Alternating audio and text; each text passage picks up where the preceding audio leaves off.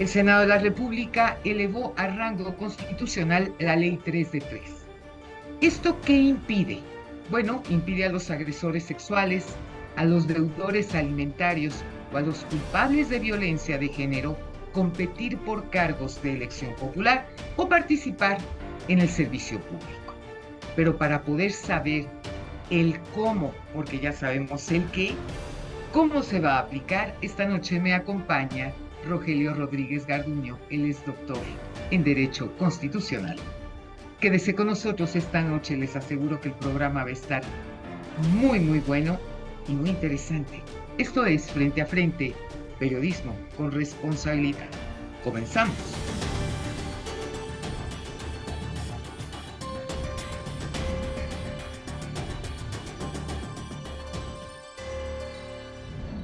En México tenemos extraordinarias leyes. Yo soy la primera que los reconozco. El problema es la aplicación de las mismas, que es ahí donde nos topamos con pared. Tenemos el qué, pero hay que saber el cómo.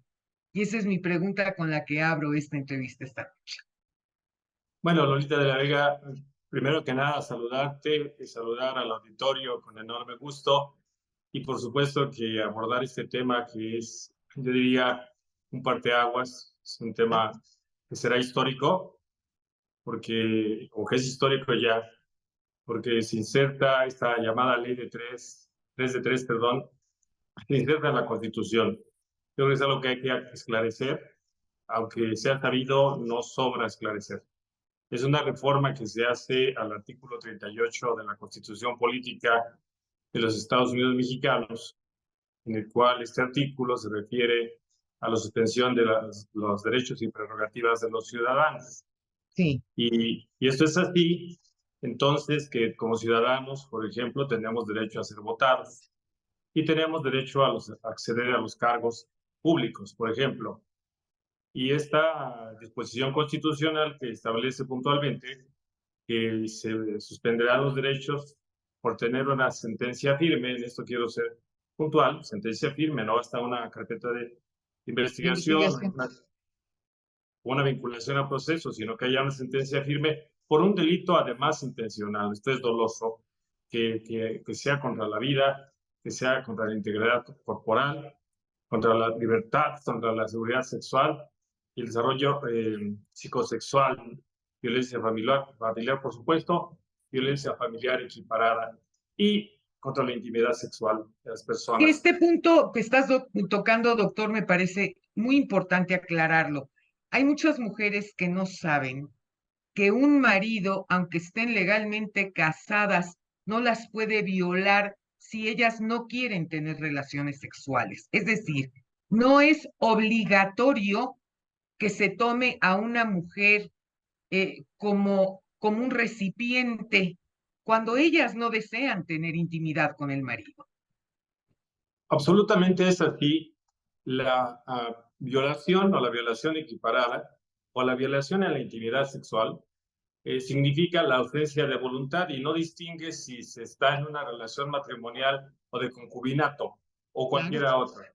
Luego, como bien has dicho, es un apunte que haces muy preciso, muy valioso, es que la voluntad es fundamental y las mujeres que estén casadas o que vivan en alguna forma de unión con algún varón no tienen por qué ser violentadas, es su decisión de tener una relación. La violencia física o psicológica, la coacción en sí misma, ya integra ya el tipo penal de la violación o de la violación sexual equiparada.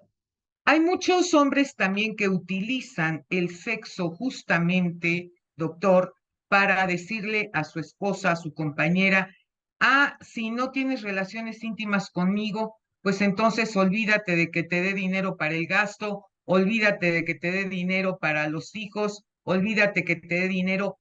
Es una forma de prostitución, doctor. La obligación alimentaria, la obligación de proveer, que deviene de la relación no solo matrimonial, sino también de una relación de concubinato, o insisto, de alguna otra relación voluntaria, porque la Corte se ha pronunciado en el sentido de que no se requiere estar casado para poder acceder a una pensión alimentaria en su caso, o a que se le provea lo necesario a la pareja, en este caso a la mujer, pues no implica que tenga que a cambio acceder a esto que bien has dicho, el llamado débito carnal, que es algo Claro. que debemos desterrar de una vez por todas de nuestra cultura y de nuestro sistema jurídico. Los ministerios públicos están preparados, capacitados para aplicar esta ley oportuna y correctamente, porque otro problema al que enfrentamos, por desgracia, en nuestro país es que cuando vas y presentas una denuncia, doctor, se tarda años. Sí, bueno, estás diciendo algo muy importante. Una cosa es que exista en el marco legal, incluso a nivel constitucional, y otra cosa es cómo opera a nivel de ministerios públicos o jueces familiares. ¿Cómo se Porque baja, no? debo compartir, sí, que son dos cuestiones diferentes. Una cosa es que la falta de pago de la pensión alimentaria da lugar a acudir con un juez de lo familiar. Y el Claro, juez de lo familiar debiera de proveer inmediatamente de que es presentada la demanda, que no debe ser debería. complicada, debe proveer medidas cautelares que consisten en fijar la pensión provisional inmediatamente. Aquí el tema es si está en una nómina el sujeto, Claro. porque si no está en una nómina, si tiene una actividad comercial, digamos, informal, entonces empieza, o digamos, algunos negocios empiezan a hacer lo que tú decías en la introducción, una serie de artificios o, digamos, maquinaciones para evadirse de esta obligación.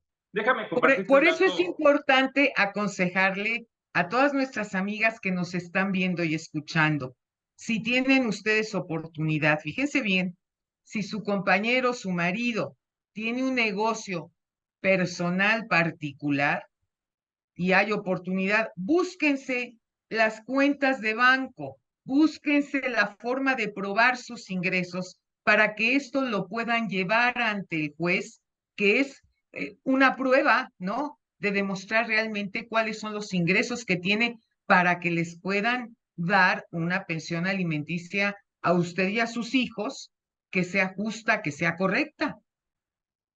Sí, en efecto es así, y el consejo que das es muy valioso porque el juez tiene que llegarse de elementos para, digamos, tener la certeza de que es solvente el acreedor. Claro. Obviamente, el dato que te quiero compartir es demoledor. En el estudio de esta reforma se observó que hay, por decirlo en términos conservadores, quizás 30 millones de mexicanos que son acreedores alimentarios. Fíjate O sea, nada 30 más. millones de personas que no pagan pensión Qué o que barbaridad. se evaden, Y que se además, evaden a través de maquinaciones.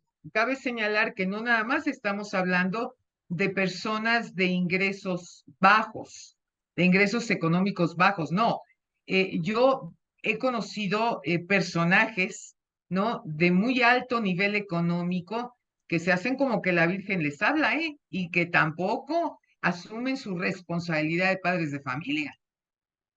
No, en el ejercicio de la profesión te quiero compartir que realmente es un tema que entre mayores ingresos y posiciones económicas y políticas, mayor es la evasión. Fíjate, ¿por qué? Porque se quedan todavía en esa idea de dominación que perdieron de la mujer y una de las medidas es no apoyarle económicamente y a los hijos como rehenes. Entonces, no es que no tengan los recursos económicos, sino que pagan abogados que presentan estados de insolvencia. Lo que tú decías es muy importante, tratar de tener los comprobantes de los ingresos, pero muchas veces son capaces incluso de ceder derechos, de vender negocios, de hacer fraudes a la ley con tal de no pagar las pensiones. Y Hacer aquí todo lo que tipo de trampas, doctor, todo todo tipo de tipo de trampas. trampas, todo tipo de trampas. Y bueno, un tema que yo quisiera compartir contigo y el auditorio es que ahora hemos tenido, por ejemplo, funcionarios públicos o personajes que ocupan cargos de elección popular que son deudores alimentarios, que son violentadores físicos, familiares o sexuales y que no tienen ninguna consecuencia. Esta reforma tiene por objeto que, por principio de cuentas, y a partir de la entrada en vigor, que fue el 29 de mayo de este año, en los nuevos procesos electorales y los nuevos cargos no los puedan ocupar quienes se encuentren en esta condición, que sean deudores alimentarios morosos declarados. Entonces ya estas Sí. maquinaciones que hacen frente a los jueces familiares les resultaría inútil porque no podrían ocupar cargos públicos o cargos de elección popular. Creo que esto lo podríamos bien bajar para que pudiera ser también hacer ciertos cargos en la iniciativa privada. Claro, por supuesto. Ahora bien, por otra parte, Lástima que esta ley no, como todas, no puede ser retroactiva, ¿no? Porque pues ahí vemos en la Cámara de Diputados y Senadores cualquier cantidad de personajes, ¿no? Que tienen ese perfil de manera pública y que no ha pasado absolutamente nada, ¿eh? Pues lamentablemente es así también entre jueces federales y locales, es público y notorio que se han conocido cuestiones donde incluso algún ministro en el retiro, que incluso llevó a la cárcel a la mamá de sus hijos que ve los autistas, Claro, por llevar a cabo maquinaciones o digamos, voy a llamarle así, no me gusta el término, chicanas legales, claro. legaloides, para no pagar. Son de esas cosas que uno no puede entender, de verdad, y que finalmente yo espero que esta ley, y lo espero de todo corazón, que esta ley se aplique correctamente, pero sobre todo oportunamente, porque ese es el problema al que nos enfrentamos las madres de familia. Y te lo digo, no hablo de memoria. O sea, las madres de familia, cuando nos divorciamos, el padre hace como que la Virgen le habla y una es la que tiene que hacer frente a la manutención de los hijos. Cuando tenemos la fortuna de tener ingresos decorosos, no pasa nada, pero hay muchísimas, millones de madres de familia en México que no cuentan con un trabajo decoroso o con ingresos suficientes para poder hacerle frente a esta situación. Y lo que sucede es que como resultado de esta terrible realidad, aguantan y aguantan y aguantan la violencia por parte de su pareja porque sienten que no tienen las armas necesarias para salir adelante ellas y mantener a sus hijos. Esa es la cruda realidad. Déjame apuntar algo, una virtud de esta reforma constitucional. Al estar en la Constitución, debe aplicarse con rigor a la literalidad de la Constitución y no debe admitir, no procede, por ejemplo, ni siquiera recurso de amparo o ningún medio ordinario en contra de ella. Por eso decía que es un tema histórico, porque no podrán presentarse ningún juez de distrito, ninguna autoridad podrá suspender o dar carácter excepcional a alguien que pretenda ocupar un cargo o que haya ganado una elección o que sea nombrado juez, en este caso. Luego es una enorme virtud porque efectivamente muchas veces las leyes están y se oponen medios, se oponen recursos o simplemente se hace un fraude a la ley con todo tipo de maniobras que no hacen cumplir las Chicanadas, obligaciones. claro. Te agradezco muchísimo, doctor, que hayas estado conmigo esta noche. Qué importante el tema que hemos tratado de manera amplia y de manera abierta, ¿no? Como me gusta a mí hacer periodismo, ¿no? Sin andar por las ramas y llamarle a cada cosa por su nombre. Te agradezco de verdad que hayas compartido con todos nosotros y con todos, sobre todo con todo mi auditorio, tus palabras, tu sapiencia, porque eso ilumina a muchas mujeres que desconocen sus derechos. Lolita de la Vega, el agradecido soy yo por estar contigo y con tu auditorio y poder aportar algunas opiniones para nuestras mujeres, nuestras niñas y para todas y todos los mexicanos. Seguiremos en contacto directo. No se pierda nuestro próximo programa. México vive tiempos de cambio, tiempos de dar la cara, tiempos para hablar frente a frente. Muy buenas noches.